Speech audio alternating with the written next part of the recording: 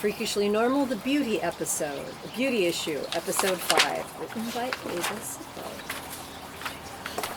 Interior Shimmer and Shine Tanning Salon, Van Nuys, day. Kate, sporting a ponytail, white shorts, a gray t-shirt, and flip-flops, opens the door to a small run-down tanning salon in the not-so-pretty part of Van Nuys. Mandy, the receptionist, a deeply tanned yet dewy-looking millennial, looks up from her Star magazine to greet Kate. Mandy's hair is frosted pink and cut into a pseudo Kate plus 8 haircut. Miss Taylor, haven't seen you in a while. Here to get your spring tan on. Oh, hi, Mandy. Yes, it's that time of year again, ready to look healthy and glowy. Shimmer and shine keeps your skin looking fine. But for your inner beauty glow, may I suggest our new cinnamon Kemp kale mixture? It's... Mandy is cradling a mason jar filled with a forest green, slimy-looking tincture. She smiles brightly at Kate while she gives the jar a little jiggle. The green goose slugs around in circles like alien intestine juice. And the best part? It's only... it sounds like you have been really busy, Mandy, but do you have that super, what's it called, bed available today? The Viper? Ambitious. How long you want to go? Mandy is sizing Kate up, questioning her tanning capabilities and lack of foundation. What's the maximum again? I think I have enough of a base tan, and I never really burn, so 30 minutes? Mandy leans over the counter to inspect Kate's mediocre tanned forearms more closely. The Viper is not really for beginners. She spots a bathing suit strap under Kate's t-shirt. Is that your bathing suit under there? Us Californians need tan lines or we are not legit. Nobody fake tans in L.A. Well, those tan lines gonna cost you $175. Don't you have a spring special? The Viper doesn't do specials. Kate opens her purse, gets out an envelope stuffed with cash, and hands it over to Mandy. Viper sucks you dry, doesn't it? Will if you like. Will if you let it. Mandy opens the drawer of the cash register and puts the envelope in it, looks at Kate. That's room number 2 for you. Kate starts heading towards the room down the dingy-looking hallway. Mandy yells after her, Be sure to wear your protective eyewear. Julie gets real mad at me when I forget to tell people. Interior room 2, the Viper room, moments later. Kate walks into the room and immediately bumps into a gigantic tanning bed which has blue light glowing from its underside and VIPER written in bright red letters on the front. Kate's eyes scan the room and take in the old tile floor, the dirty mirror on the back of the door, and the cracked tanning bed headrest with the foam stuffing sticking out. She spots a plastic laundry basket of semi-clean folded towels sitting on the floor and reaches for one. As she pulls it out, she notices it's shredded at the edges and grayed from years of use and laundering. She gives it a dirty look as she lays it across the headrest. She takes off her clothes, revealing a black one-piece bathing suit underneath. She sees a small, cheap Tupperware dish sitting on a mesh shelf. It holds the protective eyewear in semi-evaporated simple tap water. She reaches in to grab the goggles and realizes the top of the water is covered with a thin layer of dead floating gnats. Oh, dear God. Kate takes another gray frayed towel and wipes the goggles as clean as she can. What I do for beauty. She straps them onto her head, which turns out to be a somewhat difficult production, and is finally ready to push the Viper's start button on the wall. The timer reads 30 minutes. Kate climbs in. Kate lays there for a few seconds, then quickly jumps out of the bed, adjusting her bathing suit to mimic tan lines just so. Then she suddenly hears a noise she can't quite make out, emanating from the room next to hers. Faint female moaning sounds can be heard. What the hell? She takes a step closer to the wall and puts her ear on it. The moaning becomes louder. Kate steps back, staring at the wall. The vacant tanning bed is still running, making a slightly unnerving electrical buzzing sound. Determined, Kate presses her ear to the wall again. Her mouth is agape, brow furrowed as she is trying desperately to figure out what is happening on the other side. As the moaning continues, getting slightly louder and more rapid, she slides her ear down to the bottom of the partition wall until she's on all fours, her butt in the air with her bathing suit riding up, trying to uncover the mystery. After she finally realizes she can't see anything, she returns to the bed, eyes wide, on edge yet eager to finish out her time in the tanning bed. Interior Shimmer and Shine hallway, 30 minutes later. The door opens and Kate exits her tanning room. She's a vibrant shade of fuchsia. As she closes the door behind her, the door of the room next to her opens, and Mrs. Schroeder, the mother of Kate's high school friend Rita, steps out, recognizing Kate right away. Katie! Mrs. Schroeder steps forward and envelops Kate in a big bear hug. pulling her in and holding her tight. Kate winces in pain. Why, Katie, long time no see. Let's take a look at you. You're the color of a beefsteak tomato. I never burn. Really, it was just hot in there. It'll turn to tan by morning, always has, always will. Oh, I have my doubts about that. I've been using this tanner once a week going on a few months now, and I have never looked like that. But I'll tell you what, I've never been more relaxed. Oh, I just wish Rita was here to see you. I know it's been so long since you two got together. Oh dear, you keep getting redder by the minute. She reaches into her gym bag and paws through it. I have an aloe lotion in here somewhere. Kate looks down into the bag and spies an oversized pink vibrator. Oh, no, really, no, not necessary. I am fine. Honestly, please tell Rita I said hello. Kate turns and runs to the front door. How about a late lunch? Shall I set up a date with Rita and me? Kate ignores Mrs. Schroeder and is almost out the door when she hears Mandy, who is counting the cash behind the counter. That's gonna hurt like a mother. Exterior, Autumn Leaves Retirement Community, Woodland Hills, day. A stately white-colored mansion sits on green lush lands in the western hills of the San Fernando Valley. The lawn is mowed short, the hedges are trimmed, and the white iceberg roses are in full bloom. An old-fashioned sign mounted in the front yard reads, Autumn Leaves Assistant, it reads, Autumn Leaves Assistant, Home Living. A white Mercedes GLS 450 climbs up the winding driveway and parks in one of the designated visitor spots. Interior, Ace's Mercedes, day. Ace turns off her car with a push of a button but remains seated. She looks in the rearview mirror and checks her hair. It's perfect. She stops fussing and stares at herself for a long moment.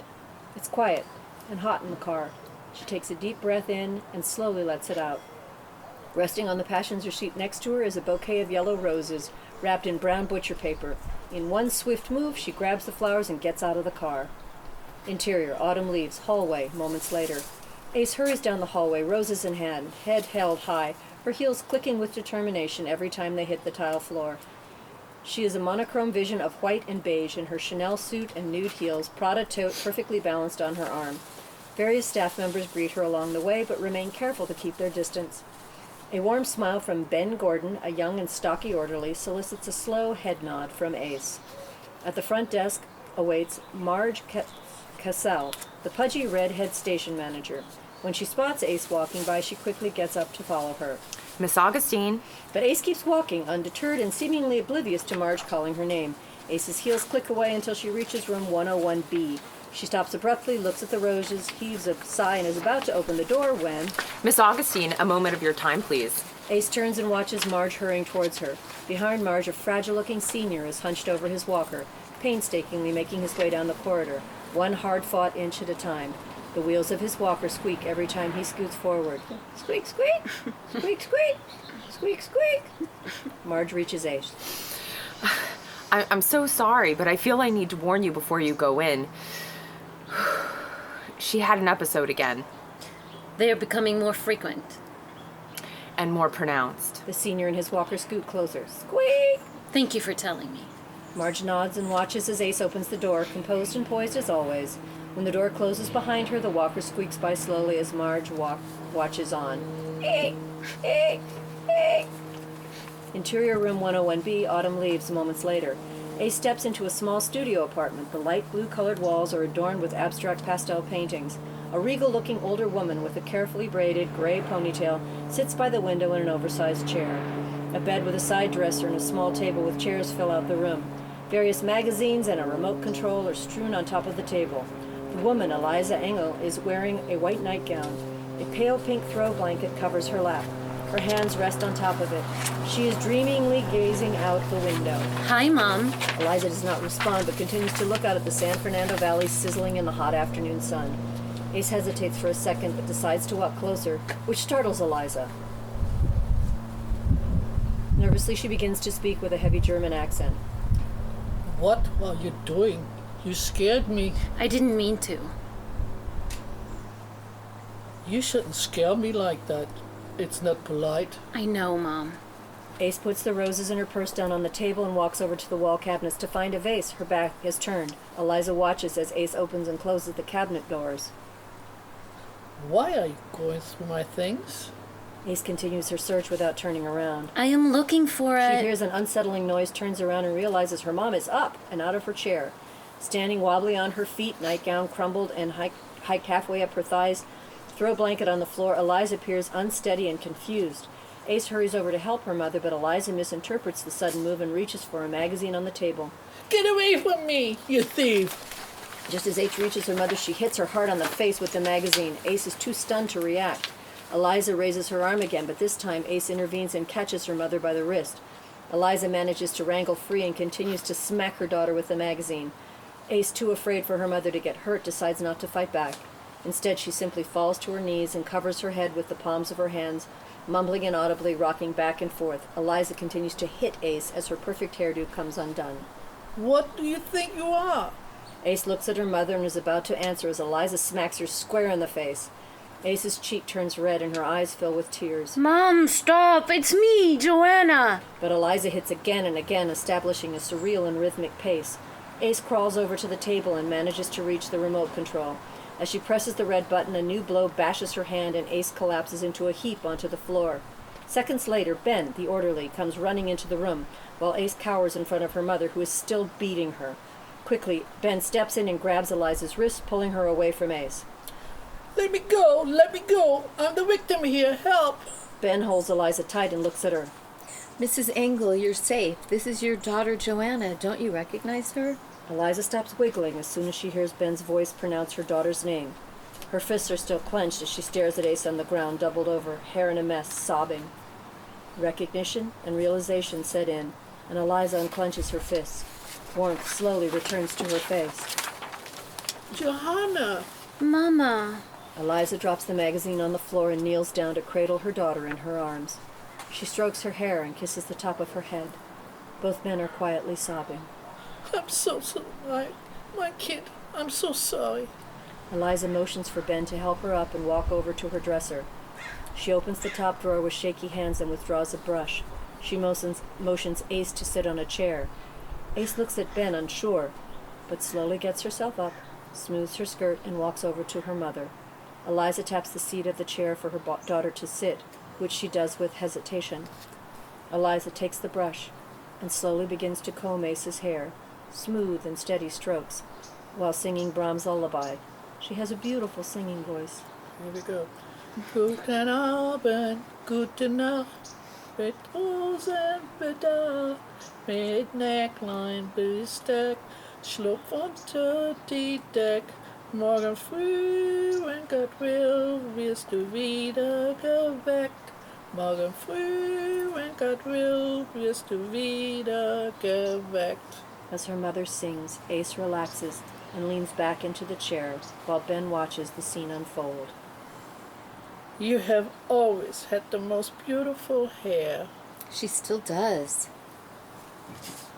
My dad used to say, love is the beauty of the soul. He was right about that. He leaves the room and quietly closes the door behind him. Interior casting call, Hollywood Studios, day. Dina, feet up on her motorcycle helmet resting on the floor, along with about 30 other middle-aged, attractive-looking actresses, sits in a big building area on the 3rd floor in the office building of Hollywood Studios on Hollywood and Vine. A sign haphazardly tacked to one wall reads, Casting call.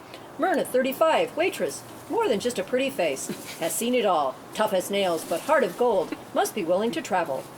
As Dina reads the sign, she laughs out loud and looks at the woman sitting across from her while pointing at the sign.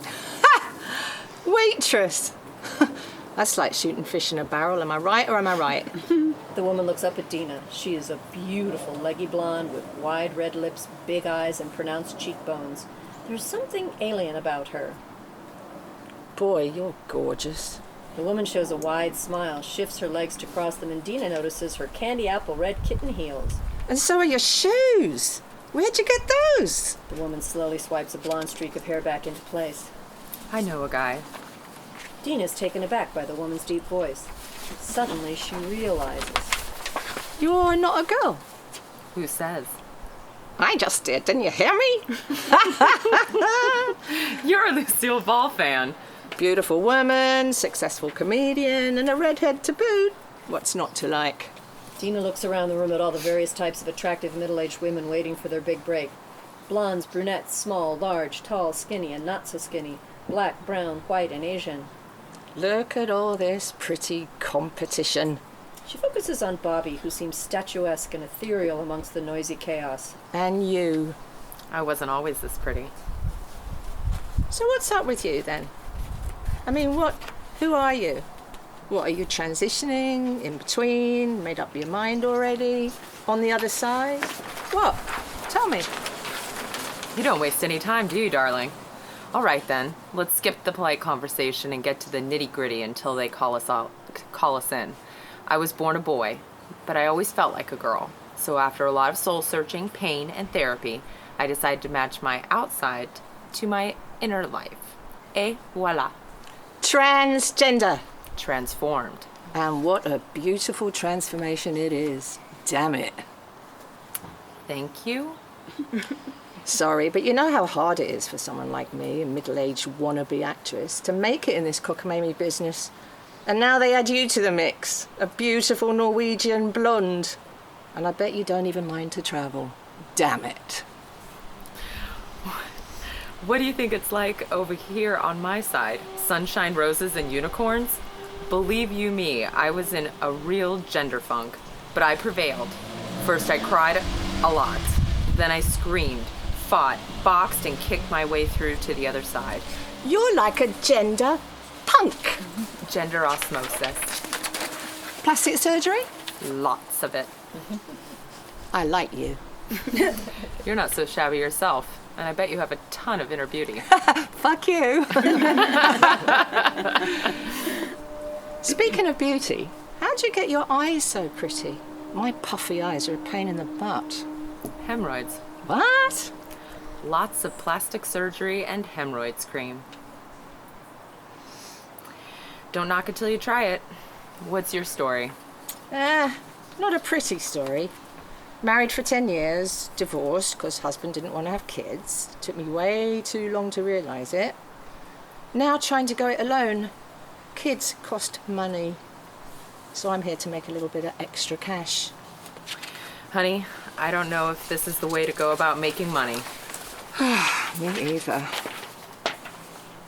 A female assistant casting clerk appears from the other room, studies her list, looks up and yells into the room. Bobby Flanagan. Bobby gets up and gathers her things. That's me. Break a leg. You too, gorgeous. You too. Bobby makes her way down the rows of chairs to meet the assistant. She turns around and glances at Dina. Can I hitch a ride with you when we're done here? There's nothing like a leggy blonde on a Harley. Catch you on the flip side.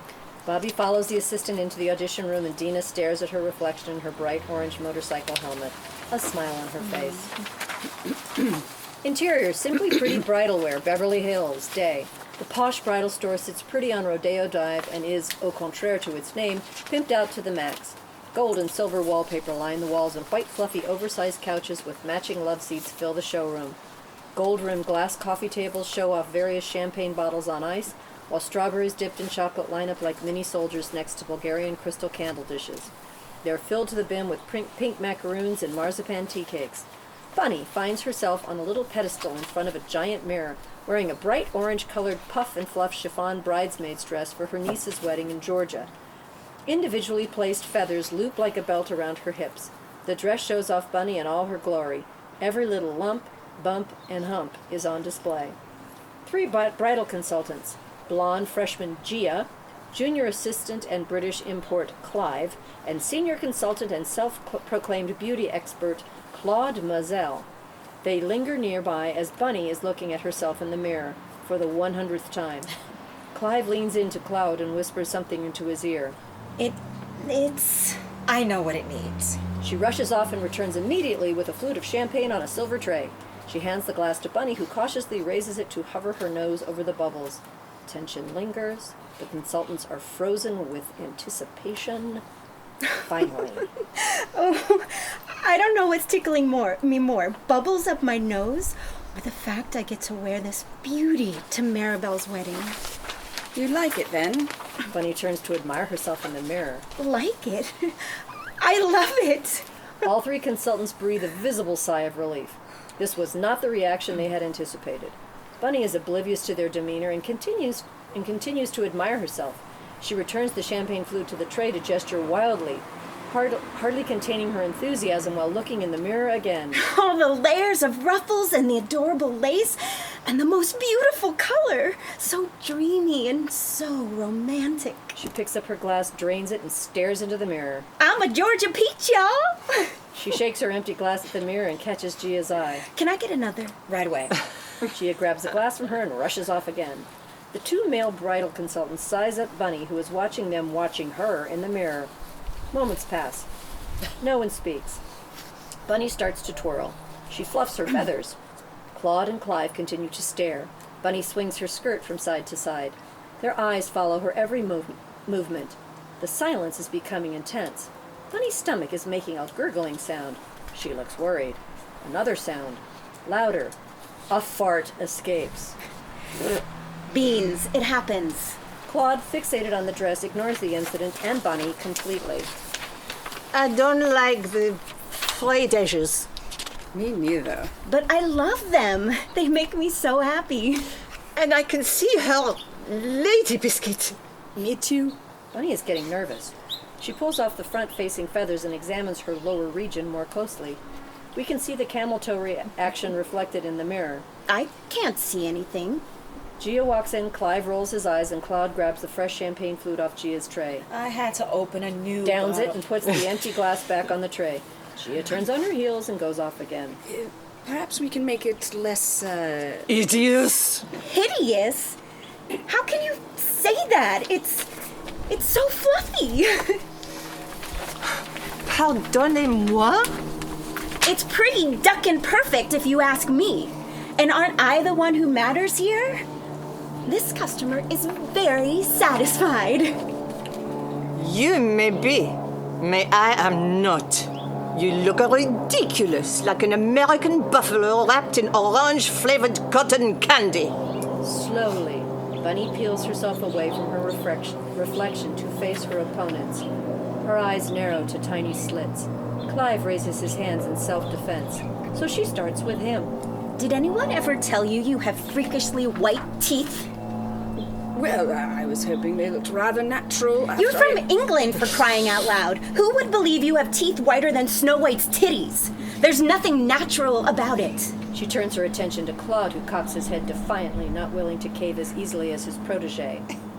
And you fruity French freak. What have I ever done other than being Georgia nice to you? We've been doing this for months. Me coming here, you nagging me about my taste, my waist. And no, it doesn't hurt any less when you say mean things in a sexy French accent. Bunny throws her hair back and snatches a tea cake off the side table next to her. I told you what kind of dress I wanted, and you delivered. Case closed. You should be proud of your work instead of taste-shaming me. Bunny looks at Gia and points at the cake admiringly. Oh, this is good. Turns back to Claude. Why can't you be happy for me? If you are happy, I'm happy. Listen, Laurel and Hardy, I know I'm no Giselle Bundchen. No, ma'am. I'm Bunny Kowalski. I know who I am, and I also know what I like, and I love this dress! Bunny swirls and twirls through the showroom while whistling a little tune. She comes to a stop in front of them, a little out of breath. Gentlemen, skinny ain't the only game in town. Ladies and their biscuits come in all shapes and sizes, just like Georgia peaches, and all of us here are indeed beautiful and delicious. Bunny resumes dancing and then stops right in front of Claude. She gets in his face like a boxer in the ring and stabs her index finger repeatedly into his chest. And I am not ugly, even though you sure tried to make me feel that way. Furthermore, I can also go on a diet, if I wanted to. You, on the other hand, you are stuck with being ugly right in there. Circling his heart area with her index finger. And no one but God can fix that. Sit on that, sucker. Clive bites his lip and sucks in air. Claude swallows hard. Bunny's face is flushed and her hair is strewn across her forehead. The tension builds as everyone holds their positions. It's a Mexican standoff. You two old Muppets sure try to rob people of their joy.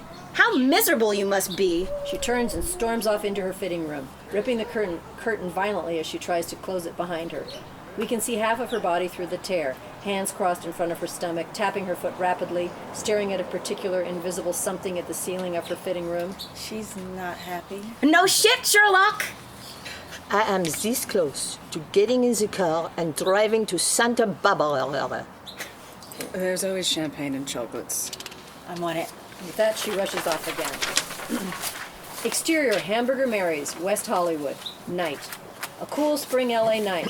Hipsters, hippies, and middle-aged moms alike loiter in front of Hamburger Mary's Bar and Grill in West Hollywood. They are patiently waiting to get inside to play Drag Queen Bingo. A few cars swoosh by. A jogger and her pit bull run along the sidewalk, undeterred by the large cloud waiting for entry. Interior, Hamburger Mary's, West Hollywood night. The Space Jam theme is playing. Are you ready for this? Music is pumping, the place is packed, and the crowd goes wild as drag queen Priscilla, decked out in a shiny purple ball gown, which perfectly showcases her 2 round and extra large breasts, enters the stage to a warm welcome. A colorful and huge "Give to TTPC, Save a Life" banner drapes across the stage wall. TTPC stands for Tweens and Teens in Perpetual Crisis and is Ace's chosen charity for tonight's event. Ace, Kate, Dina, and Bunny are sipping cocktails at the bar. The noise level reaches epic proportions as people get out of their chairs to dance and sing along with Priscilla while the music switches to "We Are Family." Ace, all dolled up Beverly Hills housewife style, is nursing a skinny martini, while Dina, clothed in ex-con rocker gear, steadily downs tequila shots. Kate, dressed like an 80s but very, very tan Madonna, is taking in the action on stage. Bunny, still donning her bright orange bridesmaid's dress, sits on a wobbly bar stool and eagerly sucks on a straw sticking out of a huge fruity drink. Her dress is spilling out over the bar stool, creating somewhat of a fire hazard and making her look like an oversized orange. Priscilla finishes her dance and glides over to the standing mic. Roaring applause ensues. Our 4 friends leap to their feet as well, clapping in unison. Bunny somehow manages to still suck on the straw of her giant drink. Jesus, remember when we last did this? Ace dressed like the leader of mariachi band. Don't call him if you don't need him. What? Bunny stops sucking on her drink and is about to enunciate more clearly, but Ace is faster. That was comme de garçon, which I know can look a bit outlandish. Jesus! All 3 women look at Kate confused. The noise level settles around them as the audience looks for their pencils and bingo forms. Priscilla starts the first game by swinging a wooden paddle into the air. Our first number is 8. Jesus! Don't call him if you don't need him. Don't take the Lord's name in vain. How about we call you by your new Indian name, Old Leatherface? That's not going to be in vain. Not funny. How long were you in that tanning bed for? Kate is about to answer when a beautiful, leggy blonde walks up behind Dina and kisses her on the cheek. Bobby, what are you doing here? Haha, you're moonlighting, aren't you? I'm sorry. I'm having. Page 24. Thank you. Ready? Now 3. Oh, a threesome. I like 3. How about it? 15. Someone in the crowd hollers. Ladies, I want you to meet my new friend, beautiful Bobby. Bobby nods a smile at Kate and kisses Bunny's hand. Enchanté, mon amour. What, moi? Oh, I don't speak French. What might your name be? Beautiful Frida Ass Derriere, Betty Boobalicious, or perhaps Candy Cane? Ace realizes Bobby is mistaking Bunny for a fellow drag queen and intervenes quickly. Oh, she's not a performer. She is my guest. I am Ace Augenstein, the chairwoman of this event. Bobby ignores Ace and leans in closer to Bunny. Their faces almost touch. You could have fooled me, gorgeous. What do you say we go on stage and perform together? My number is coming up. Priscilla calls out the final bingo number. And the lucky number is 11. Who here has 11? Middle-aged man checks his form and raises his hand. I do. I have 11. His wife throws her arms in the air and yells as loud as she can. Bingo. The bar erupts in thunderous applause and Priscilla walks off the stage to slap the lucky winner on his butt with her mighty wooden paddle. We have a winner. Bobby smiles knowingly and lets the moment linger. Indeed, we do. What? No, I can't. I don't sing, dance, whatever. I couldn't possibly be in front of people. Jesus. Dina readies a shot of tequila. Come on, Agent Orange. What did you just tell me? Don't call him if you don't need him. Dina forces the shot down Bunny's throat, who coughs and hops off her stool. Ace and Kate look on. And you don't need him. You got me. And tequila. She hands Bunny another shot, who downs it in one swift swoosh. Dina looks at Bobby. She'll do it. This is not our first rodeo. Bobby grabs Bunny by the hand and they rush to the stage. The lights dim and a second later Priscilla's voice penetrates the darkness. And now, for a special performance, please help me welcome the always fascinating international Madam of Mystery, Bobby Buttishes. The lights come on and a spotlight reveals Bobby and Bunny on stage. Bunny looks like a deer caught in headlights, but Bobby brims with excitement and inner beauty. And, guess, Valentina Orangelina. The crowd applauses, and Bobby serenades Bunny to the song Beautiful by Christina Aguilera. The mood of the room shifts as the song unfolds, and its melody and deeply meaningful message spread throughout the room.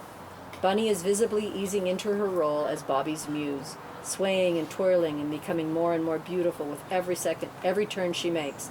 The transformation is visible and breathtaking at the same time.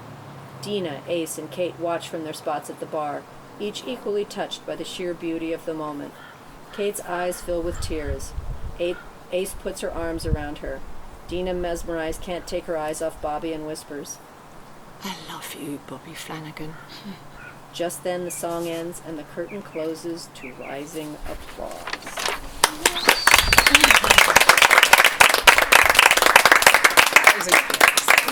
Hey, you guys. Thank you. Did you have fun? That was so great. You guys, that was awesome.